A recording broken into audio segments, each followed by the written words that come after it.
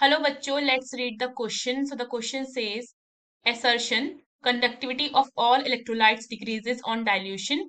Reason on dilution the number of ions per unit volume decreases.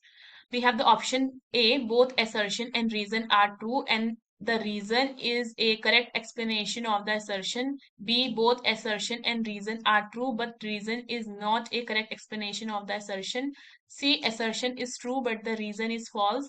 D, assertion is false but the reason is true. So the की concept ठीक है, की concept में हमें पता होना चाहिए जो कंडक्टिविटी होती है, कंडक्टिविटी ये क्या होता है, conductivity is the number of ions per unit volume. ठीक है, अब देखो कंडक्टिविटी हमारी क्या है, number of ions per unit volume. तो इसका मतलब क्या हुआ कि जब जब आयंस बढ़ेंगे कंडक्टिविटी क्या बढ़ेगी, क्या होगी, बढ़ेगी। ठीक है, सपोज हम ले लेते हैं हमारे पास कोई इलेक्ट्रोलाइट है ए बी, ठीक है, एंड वो किस में टूटेगा, ए पॉजिटिव प्लस बी नेगेटिव में। सो उस सॉल्यूशन में जो कंडक्टिविटी हो रही है वो किसके कारण होती है, आयन से कारण होती है। ठीक है, ए बी हमारे पास ए पॉजिटिव बी नेगेटिव मिल रहा है तो कंडक्टिविटी इनके कारण होती है। तो जब आयंस बढ़ेंगे तो इसका मतलब क्या हुआ, कंडक्टिविटी क्या हो जाएगी, बढ़ेगी। ठीक है, एंड अगर हम क्या करते हैं, वॉल्यूम बढ़ाएंगे, वॉल्यूम बढ़ाने पर कंडक्टिविटी क्या हो जाएगी, कंडक्टिविटी डिक्रीज हो जाएगी। ठीक है, इसको हम समझते हैं कि सपोज हमारे पास कोई सोल्यूशन है, ठीक है, हमारे पास यहाँ पे एक सोल्यूशन है एंड लेट से मेरे पास अभी इसमें 50 आयंस है। ठीक है, 50 आयंस है, अब मैंने क्या कर दिया, डाइल्यूशन कर दिया है। ठीक है, मैंने डाइल्यूशन कर दिया, डाइल्यूशन करने के बाद क्या हो गया, वॉल्यूम क्या हो जाएगी, बढ़ जाएगी। लेट से वॉल्यूम इसकी अब यहाँ पर होगी है। ठीक है, सो डाइल्यूशन करने पर आयंस पे ज्यादा फर्क नहीं पड़ा होगा। इन केस ऑफ स्ट्रॉन्ग इलेक्ट्रोलाइट ये ज्यादा नहीं बढ़े होंगे, but in case of weak electrolyte ions हमारे थोड़े बहुत बड़े होंगे। ठीक है, सो दैट मीन्स क्या हुआ, अगर मेरे इतने पोर्शन में लेट से 20 आयंस आ रहे थे, ठीक है, सो डाइल्यूशन कर दिया, वॉल्यूम बढ़ा दिया, सो फिर इतने ही पोर्शन में मेरे लेट से 12 टू 15 आयंस आने लगेंगे। ठीक है, तो मतलब क्या हो गया, अगर हम अपना असर्शन देखते हैं, conductivity of all electrolyte decreases on dilution, so ये क्या हो जाता है, ये हमारा ट्रू हो जाता है। क्यों, कंडक्टिविटी किसके कारण होती है, कंडक्टिविटी होती है आयंस के कारण। ठीक है, और वो क्या हो रही है, डिक्रीज हो रही है जैसे आप डाइल्यूशन कर रहे हो। तो देखो जैसे हम डाइल्यूशन कर रहे हैं, ठीक है, आयंस क्या हो रहे हैं, आयंस की क्वांटिटी क्या हो रही है, हमारी कम हो रही है, तो इसकी वजह से क्या हो जाएगा, कंडक्टिविटी क्या हो जाएगी, कम हो जाएगी।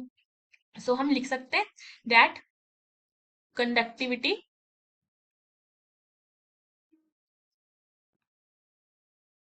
decreases with the decrease in the concentration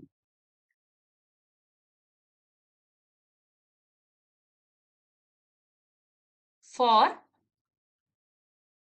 both the strong and weak electrolytes।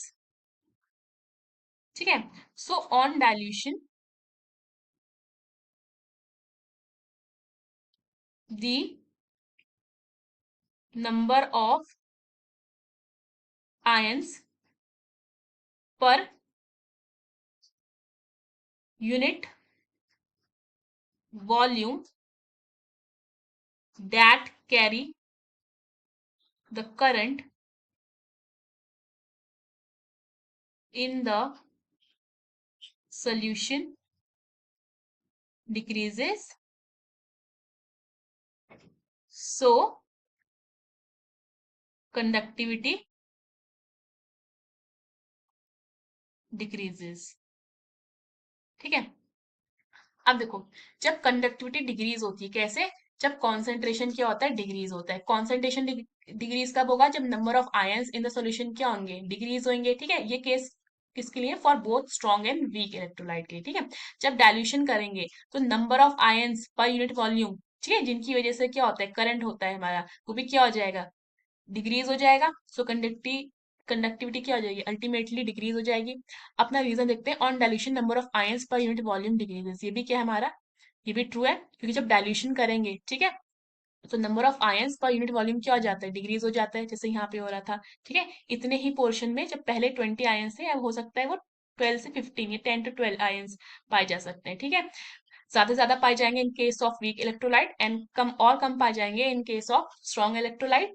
सो जो रीजन असर्शन, जो हमारा रीजन है वो करेक्ट एक्सप्लेनेशन हो जाता है असर्शन का। So the correct option is a. Hope you understood the question. Best of luck.